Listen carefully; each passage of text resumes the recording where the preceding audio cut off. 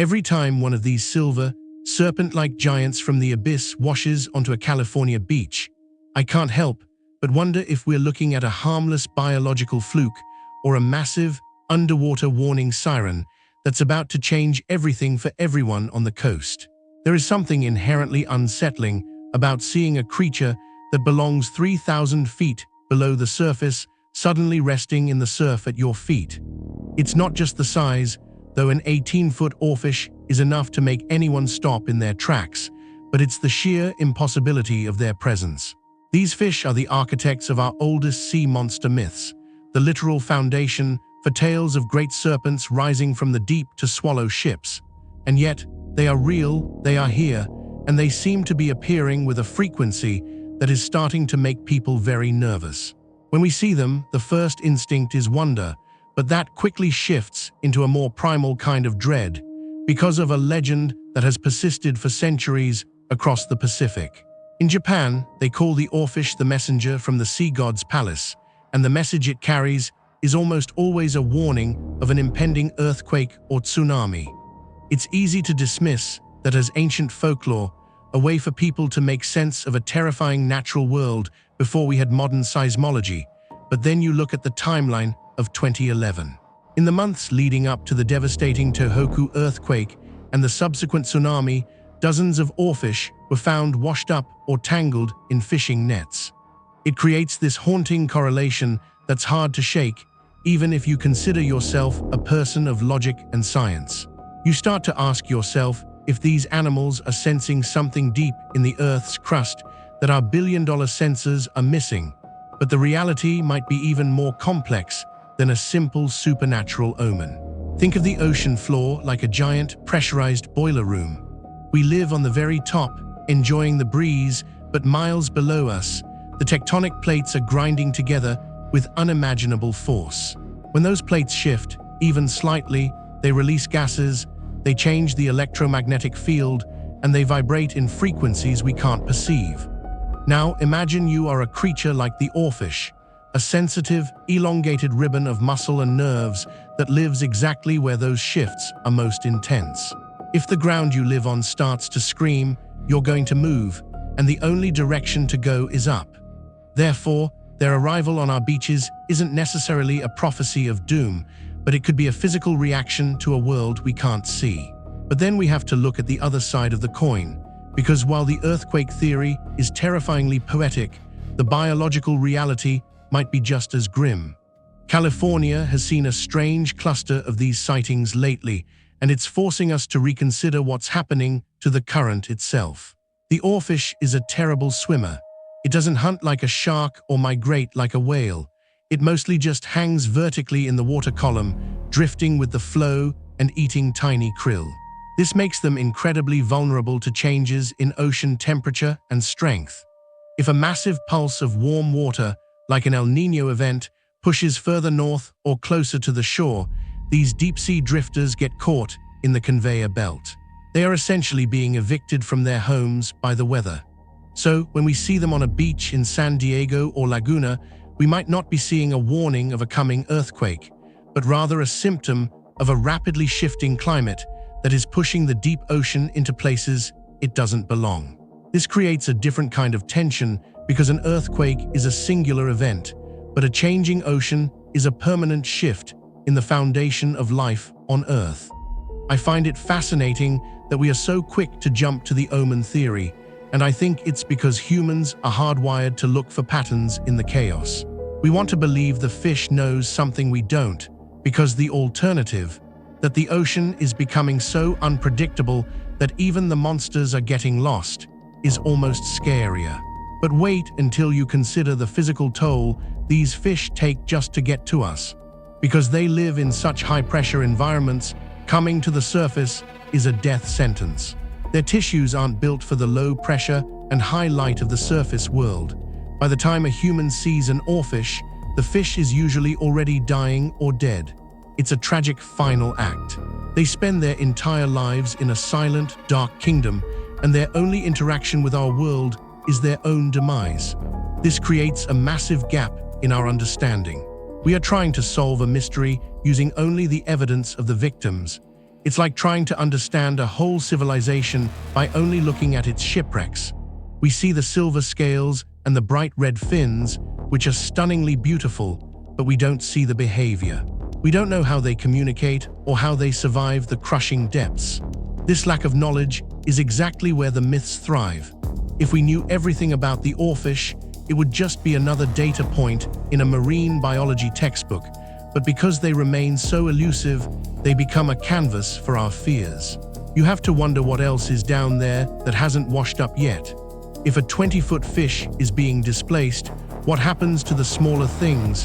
What happens to the entire ecosystem that supports them? This is where the curiosity loop really tightens, because the more oarfish we find, the more we realize how little we know about the deep-sea currents that govern our planet.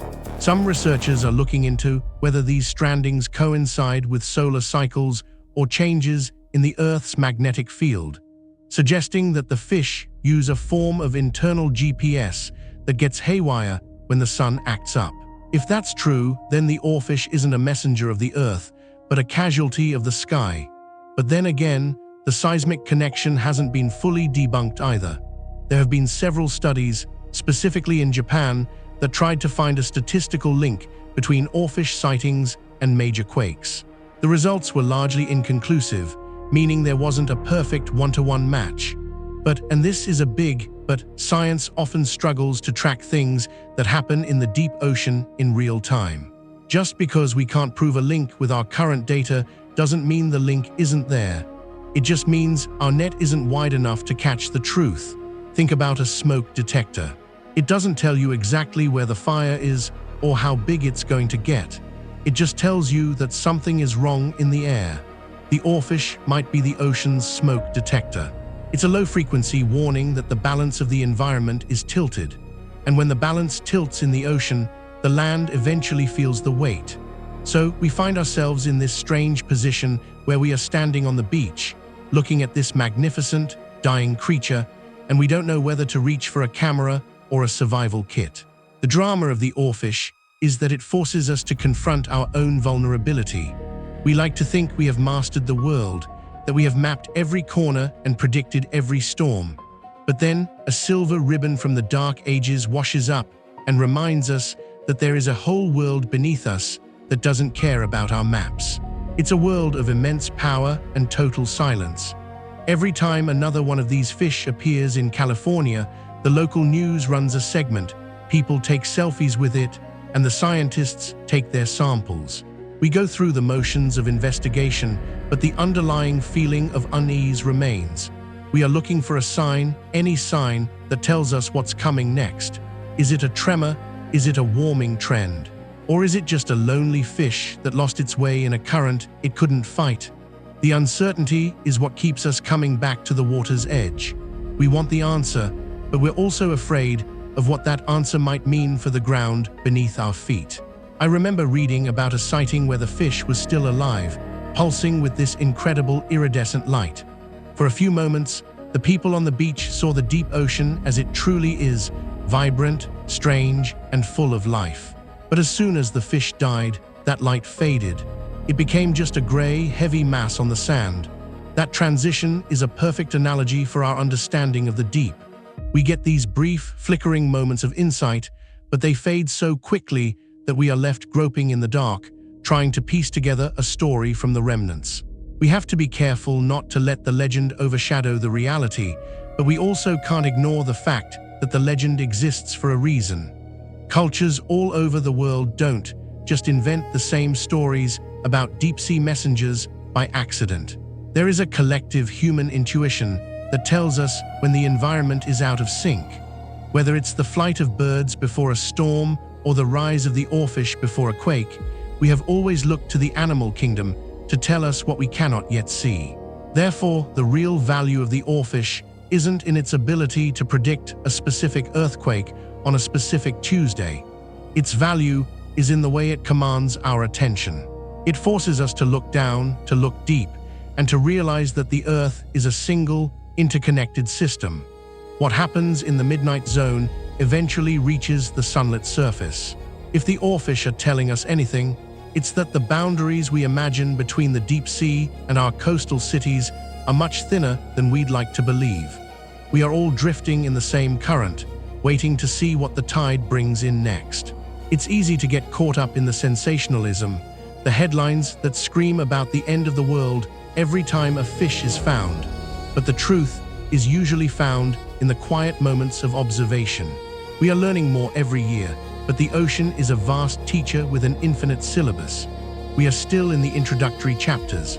But then, you have to ask yourself, if you were standing there on the sand and you saw that long, silver body glistening in the sun, would you feel a sense of wonder, or would you feel a sudden urge to check the foundations of your house? It's that split second of doubt that makes the oarfish the most compelling mystery in the sea. It bridges the gap between ancient myth and modern crisis. It makes the abstract threats of tectonic shifts and climate change feel physical and immediate. And as long as they keep washing ashore, we will keep looking at the horizon, wondering if the messenger is just a visitor or if it's the first sign of a much larger movement we aren't prepared for. There is something deeply humbling about realizing that an animal can live its entire life without ever knowing we exist, only to become a symbol of our greatest fears the moment it crosses into our world. We are obsessed with the oarfish because it is the ultimate outsider. It's a ghost that became flesh, a myth that became a headline. And as we continue to watch the shores of California, we are essentially waiting for the next chapter of a story that started millions of years ago, long before we were here to tell it. The ocean has a long memory, and it doesn't give up its secrets easily. Sometimes it takes a 20-foot serpent to remind us that we are just guests on the surface of a very deep, very restless planet. It makes you realize that while we're busy looking at our screens and worrying about the day-to-day, there are forces in motion that are so much bigger than us, operating on a scale that is almost impossible to comprehend. But then that's the beauty of it, isn't it? The mystery is what keeps the world feeling big. If we knew exactly why every oarfish washed up, the ocean would feel a little smaller, a little more tamed. But for now, as long as that silver omen remains unexplained, the deep sea keeps its power over our imagination. We'll keep watching the tides, looking for that flash of silver, because we know that the next one to arrive might finally tell us the truth about what's happening down there, assuming we're ready to hear it.